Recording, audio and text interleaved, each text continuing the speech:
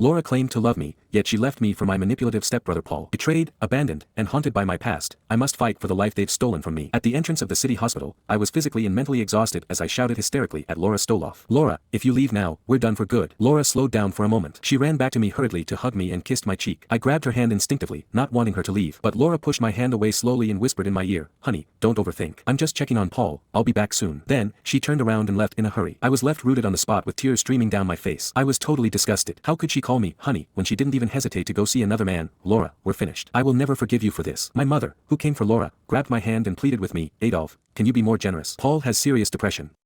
Can't Laura stay to keep him company? I'm begging you." I felt as if I had been stabbed in the heart. How could my mother ask me to be more generous to let my wife be with another man? Before I could recover from the shock, someone else rushed through the door towards us. It was Jessica Stoloff, my sister. The first thing she did when she saw me was to scold me. "Adolf, can't you be more generous? Laura is just keeping Paul company. Why are you being so sentimental? Besides, you're only still part of this family because Paul stood up for you. You should give him whatever he wants." I stumbled back a few steps and stole a glance at my mother, who looked away to avoid my eyes. After scolding me, they left in a hurry. My phone beeped after receiving a WhatsApp message, and when I unlocked it, I saw that I had received a message from Paul Stoloff. He sounded malicious and arrogant. "Adolf, how does it feel to be abandoned again? You shouldn't have returned to this family. You belong in that pitiful pigsty in Shepshed village. I told you, I am the only son of this family. Everything in this family belongs to me, including Laura. As long as I ask them to, they will always choose me over you. If I were you, living such a miserable life, I just end it all. What's the point of living?" Reading the malicious messages Paul sent, I could no longer feel a thing. Since I could remember, I had never won against Paul. After I returned home, Paul sent me many provocative messages like these. I once showed my parents the malicious messages Paul sent to provoke me, hoping they could see Paul for who he was. But instead, they turned to look at me with disgust. "Adolf, don't play such malicious pranks on Paul, you really disgust us." Disgusting, that was how my parents described me, their child. Later, I learned that Paul had long been prepared. He pretended to worry about me in front of my parents, saying that I had been using Photoshop to fabricate rumors about my classmates. He told my parents that he was only telling them in the hope that my parents would persuade me not to do so. It turned out that my parents could indeed trust someone unconditionally, but such unconditional trust was never for me. So, when did the real nightmare begin? When I was little, our family went on a trip, and a tour bus we were on had an accident. My mother protected my sister instinctively, while my father threw himself in front of Paul. They were busy comforting their precious children, but didn't notice that a kidnapper had a strong hold of me and was dragging me away with a hand over my mouth. Tears streamed down my face as I struggled, but I couldn't fight off an adult like the kidnapper. I was screaming in silence in my mind. "Mom and Dad, please, just turn around to look at me. You still have another child. Your son is being kidnapped. Please take a look at me." But before I was drugged and fainted, none of them turned to even glimpse at me. After coming home and seeing the empty room, I understood immediately that Laura had gone to the hospital to take care of Paul. I pushed the door to the baby room open and gazed at the pink room prepared for the baby. In the room, there was a pink crib with various toys piled on top, including a pink rattle drum and a strawberry doll. The closet was filled with pink dresses for babies aged from newborn to 3 years old. Laura had just become pregnant at that time, and I struggled to process the news for a long time, not ready to be a father. But Laura was extremely excited. I woke up in the middle of the night and did not see her on her side of the bed. I went to the study to look for her and saw her sitting in front of the computer. The light from the computer screen shone on her fair face softly. She was Googling how to be a good mother on the computer and taking notes on a piece of paper. When she saw me approaching, she held my hand and placed it on her flat belly. With a smile on her face, Laura said, "Adolf, you are going to be a father. There will be one more person in this world who loves you." That was when I realized that I had to take on the responsibility of being a father. I had to protect my wife and child. It was true that all my expectations for the baby came from Laura. The woman I loved was carrying my baby. I loved Laura so much that I couldn't help loving the baby in her too. The love grew stronger by the day. Laura's belly wasn't swelling, but she had already become more enthusiastic about shopping for baby products in major shopping malls. And she insisted on buying baby products for girls. I laughed at her. "How do you know it's a daughter? What if it's a son?" Laura smirked and gently stroked her belly. Her eyes were brimming with happiness. "You don't understand. This is the telepathy between mother and daughter. I have a feeling that I'm carrying a beautiful and sweet girl." I looked dazed, but what happened later? Why did we never get to use this beautiful baby room? Squeak. Suddenly, the sound of footsteps snapped me out of my thoughts. I turned around and saw that Laura was home. She looked tired and came over to pull me onto the sofa. "Honey, are you okay? You should rest more." She saw the open door to the baby room and a touch of sadness appeared on her face. "Honey, are you thinking about the baby we lost again? Stop thinking about it, maybe it wasn't meant to be." My heart was stabbed with pain and the blood drained from my face. If it wasn't for Paul insisting on throwing a tantrum and going out to drink in the middle of the night, and if you didn't insist on going out to look for him, our baby wouldn't have been killed in a car accident. Just like every time this was brought up before, Laura looked at me with disappointment in her eyes. "Adolf, you know that Paul is sick. He didn't do it on purpose. He can't help it either. Why do you always have to blame him for everything? Also, are you blaming me too for not taking better care of our baby?" I collapsed wearily on the sofa, not knowing what to say. Our conversations always went like this. Laura always blamed Paul's mistakes on his young age and ignorance, and that he couldn't control himself because of his depression. But Paul was a grown man. He was only 1 year younger than me.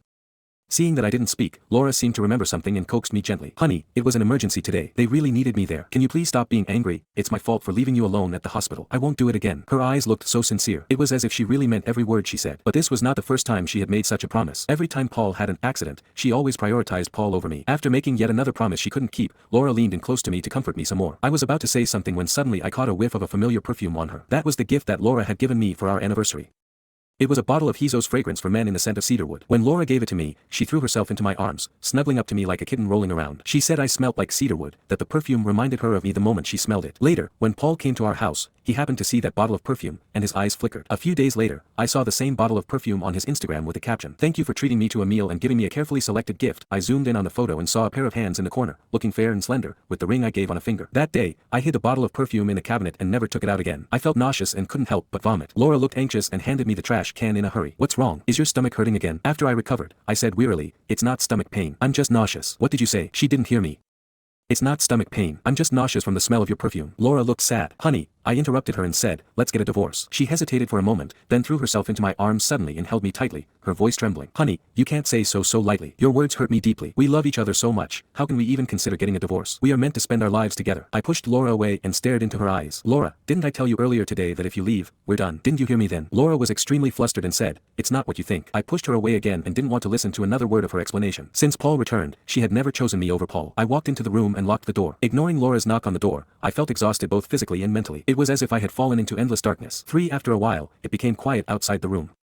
I opened the door and Laura was gone. And I received another message from Paul. "As long as I need her, Laura will always pick me over you. Adolf, you are really worthless. Why don't you go back to Shepshed village? Maybe only they still need you there. Ha ha ha. Shepshed village." The mere thought of this terrible place made me tremble. At night, I dreamed about the horrible years I had spent at Shepshed village, and I woke up in a cold sweat. In the past, when Laura learned about my experience of being kidnapped and my sleep disorder, she nestled in my arms and held me tenderly. "Adolf, I will always be with you in the future and will never let you face the darkness alone." But when I woke up now, I had no one by my side. Since Paul had come home, he often called Laura to him in the middle of the night. The terrifying silence in the room engulfed me like a horrible monster in the abyss, dragging me back to those terrible years of living in hell. I couldn't help crying and trembling.